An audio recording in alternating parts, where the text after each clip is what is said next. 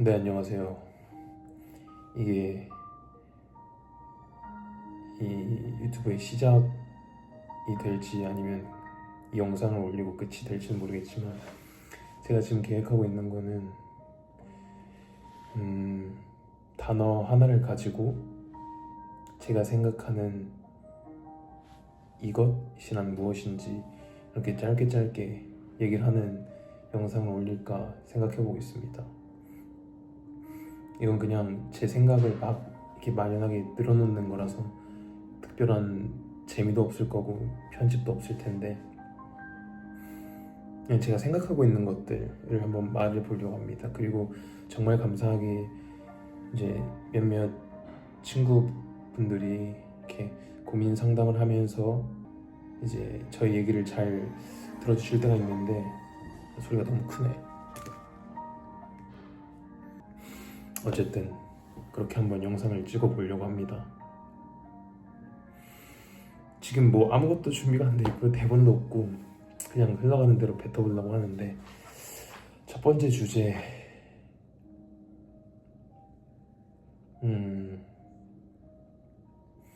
첫 번째 주제는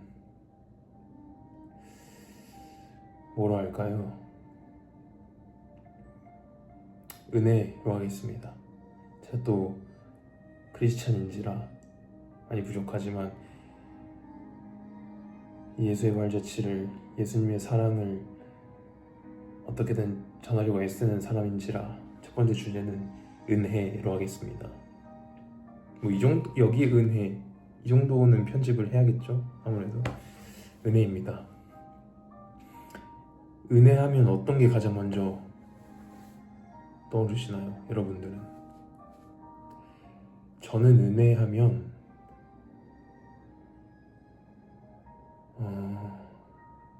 비이성적, 비논리적 이라는 단어가 가장 먼저 떠오르는 것 같습니다.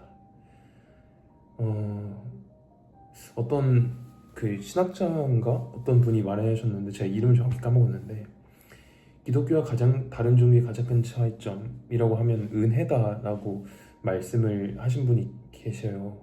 근데 저는 그건 전적으로 동의합니다. 왜냐하면 저는 종교학자도 아니고 신학자도 아니고 뭐 어떤 면으로 뭐 그렇게 인사이트가 뚜렷한 전문가도 아니기 때문에 제가 말한 것이 틀린 부분이 있을 수도 있지만 제가 아는 대부분의 종교는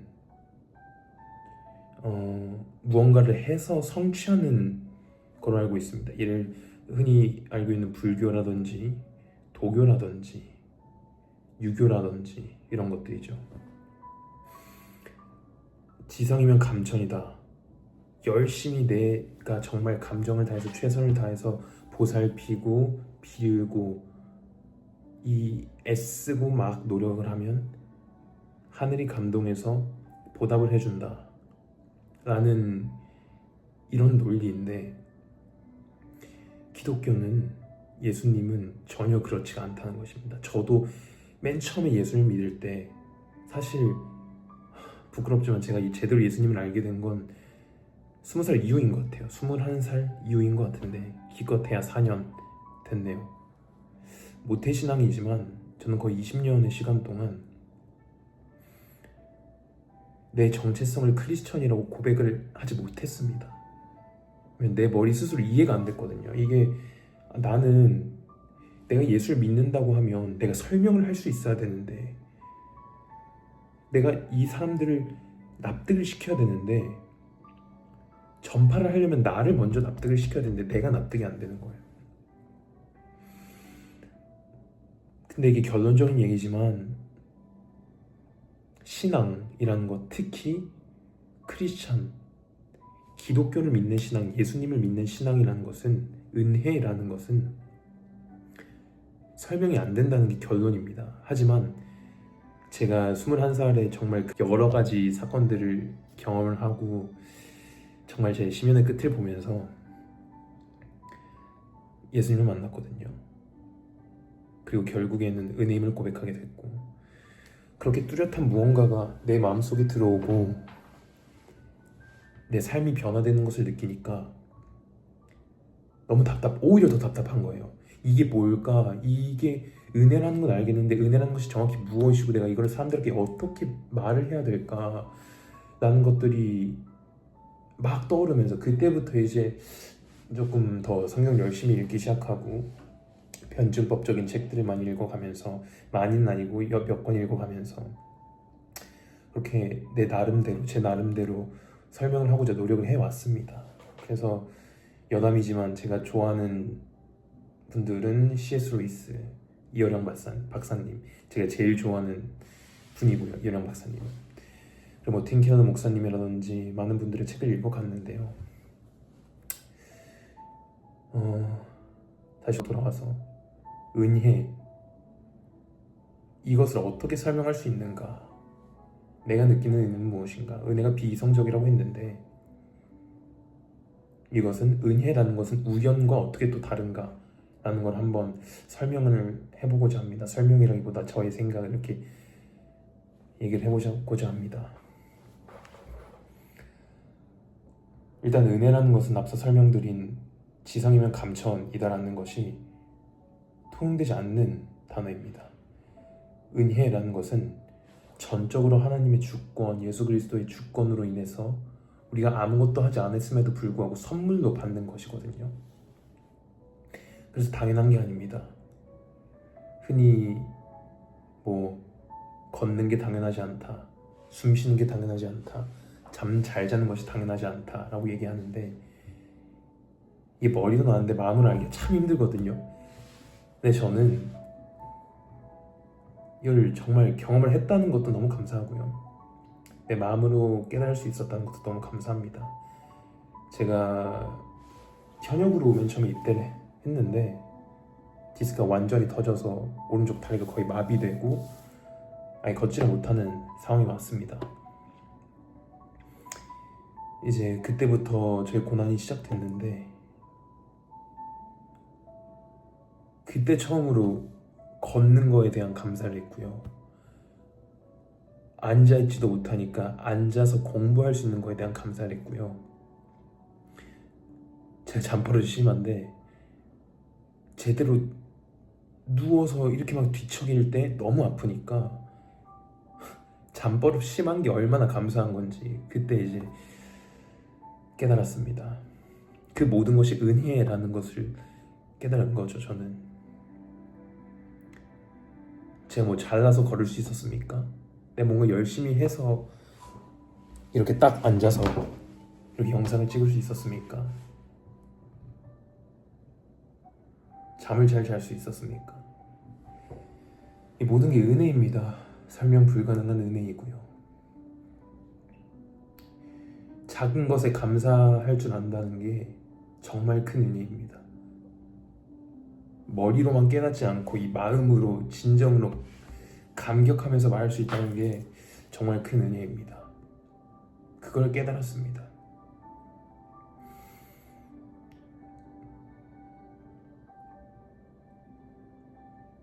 제가 운동을 너무 좋아하는데, 곧 어릴 때부터 운동을 참 많이 좋아했는데 그렇게 오른쪽 아예 못 쓰고 걷지도 못하게 되니까 평생 장애를 갖고 살겠다라는 두려움이 너무 앞섰거든요. 근데 그래도 지금 운동도 열심히 하고 3대 410 정도 치는 이렇게 건강을 되찾을 수 있었던 것, 그것이 은혜입니다.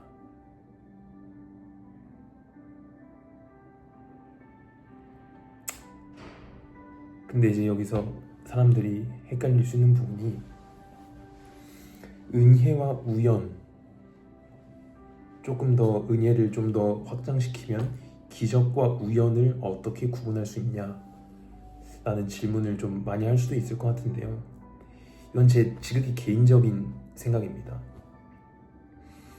예를 들어서 한번 볼게요. 이 모든 세상을 주관하시고 역사하시는 분은 예수 그리스도시고요, 하나님이시고요, 그분의 섭리 따라 이 세상이 운행되는 것이고, 그분의 역사하심에 따라 저는 삶을 살아가고 있는 것입니다. 하지만 우리에게 가장 크게 주신 것이 자유의지입니다. 자유의지. 사랑은 구속하지 않는 것이거든요. 사랑은 그래서 주님께서는 우리에게 자유의지를 주셨는데 그 의지를 갖고 우리가 살아가는 것이지요. 그렇게 살아가다 보면 이 우연히 발견하게 되는 것들, 우연히 누릴 수 있게 되는 것들이 분명히 있습니다. 예를 들어서 학교를 가야 되는데 13층에 살고 있는데 너무 1분 1초 시급한 1분 1초가 시급한 그 순간에 엘리베이터가 제발 내 층에 서 있었으면, 간절히 머물고 있었으면, 이 기도하면서 나가잖아요. 이게 근데 뭐 솔직히 기도라고 할 수 있을까라는 의문이 들 정도로 주님 제발, 아니면 뭐 믿는 그런 것들에 믿지 않는 사람들도 제발 이 13층이 멈추셨으면 좋겠다, 이 간절함을 품고 나가잖아요. 딱 나갔는데 정말 감사하게 그 멈춰 있다. 그러면 그게 과연 하나님의 역사하심으로 볼 수 있을까라는 것이죠. 이게 단순히 우연인지 기적인지 어떻게 분간하느냐, 그게 참 혼란스러웠었고, 저도 많은 분들이 혼란스러우실 것 같은데 이건 제 지극히 개인적인 생각입니다. 이 생각이 옳지 않다면 마음껏 여러분들의 생각을 적어주시고 또 제 생각을 이렇게 수정해 주시면 좋겠습니다. 은혜는 무엇이 다르냐?